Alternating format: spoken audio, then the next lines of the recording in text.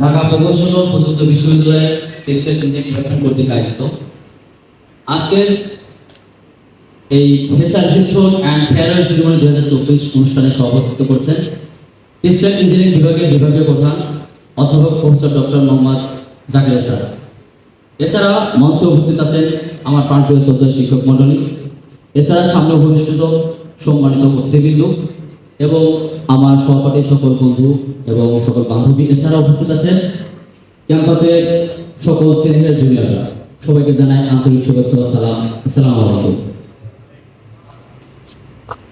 আজ আমি অত্যন্ত ভারাক্রান্ত মন নিয়ে আপনাদের সামনে উপস্থিত হয়েছি।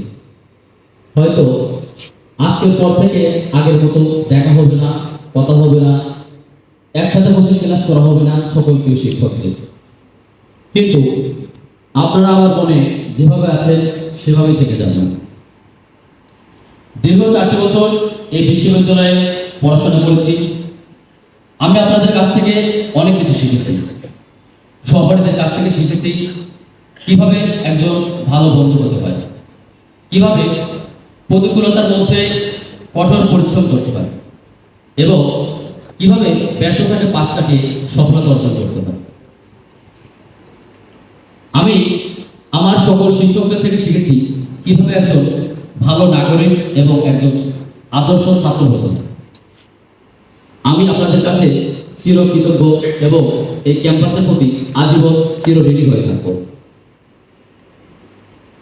আজ আমি এখানে বিদায় বক্তব্য দিতে এসেছি, তবে আমি আপনাদের চিরতরে বিদায় জানাতে চাই না।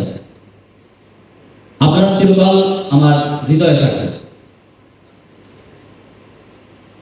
গত 4 বছরে আপনারা আমাকে যা শিখিয়েছেন তা আমি সর্বদা মনে রাখবো।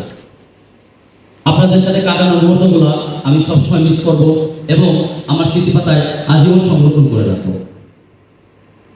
ছোটদের উদ্দেশ্যে বলতে চাই, তোমরা সকল শিক্ষকগণের আদেশ উপদেশ মেনে চলবা। এই ছোট্ট সবুজ ক্যাম্পাসে সবাই একসাথে মেনে চলবা। সবসময় মনে রাখবা সকল শিক্ষকগণই আমাদের পিতৃসুলভ।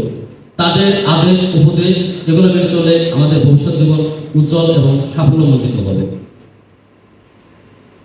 সবশেষে বলতে চাই, দীর্ঘ 4 বছর শিক্ষা জীবনে যদি আপনাদের সাথে কোনো ভুল হয়ে থাকে, কথাবার্তা আচার আচরণ যদি কেউ কষ্ট পেয়ে থাকেন, তাহলে আমাদেরকে ক্ষমা করে দেবেন। আপনারা আমাদের উজ্জ্বল ভবিষ্যতের জন্য দোয়া করবেন। আমরা যেন ক্যাম্পাস জীবন থেকে বের হয়ে যেও চাকরি জীবনেও যেন সফলতা অর্জন করতে পারি। এই বলে আমি আমার সংক্ষিপ্ত বক্তব্য এখানেই শেষ করছি। জয় বাংলা, জয় বঙ্গবন্ধু।